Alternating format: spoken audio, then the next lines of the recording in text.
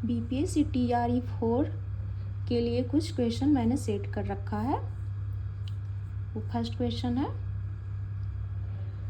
लोगों के लिए लोगों के द्वारा चलने वाली शासन व्यवस्था क्या कहलाती है? आंसर है इसका लोकतंत्र। यह वाक्य अमेरिका के प्रथम राष्ट्रपति अब्राहम लिंकन द्वारा कहा गया था। सेकंड क्वेश्चन है, डेमोक्रेसी शब्द डेमोक्रेशिया से बना है, ये किस देश का है? यूनान का है। यूनानी में डेमोस का अर्थ लोग और क्रेसिया का अर्थ शासन होता है।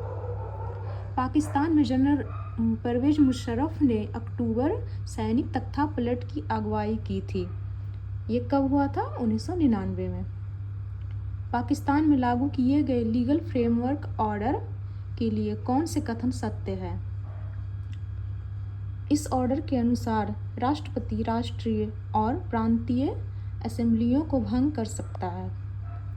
इस ऑर्डर के अनुसार मंत्रिपरिषद के कामकाज पर एक राष्ट्रीय सुरक्षा परिषद की निगरानी रहती है, जिसके ज़्यादातर सदस्य फौजी अधिकारी हैं। इस कानून के पास हो जाने के बाद राष्ट्रीय और प्रांतीय असेंबलियों के लिए चुनाव कराए गए, पर सर्वोच्च सत्ता मुशर्रफ के पास ही थी।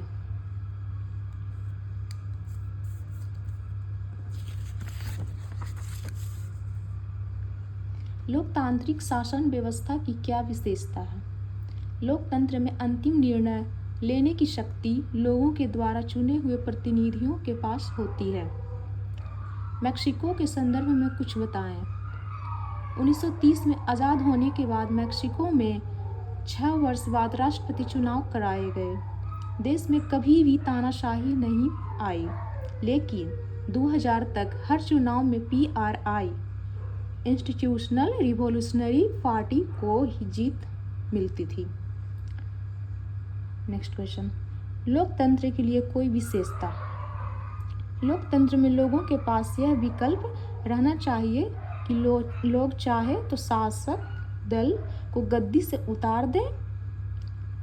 लोकतंत्र निष्पक्ष और स्वतंत्र चुनावों पर आधारित होनी चाहिए, ताकि सत्ता में बैठे लोगों के लिए जीत हार के सम्मान में अवसर हो।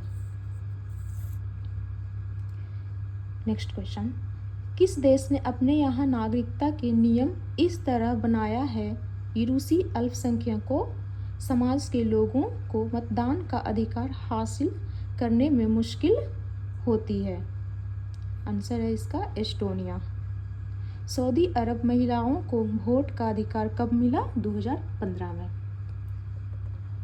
और भारत में कब मिला था महिलाओं का वोट का अधिकार?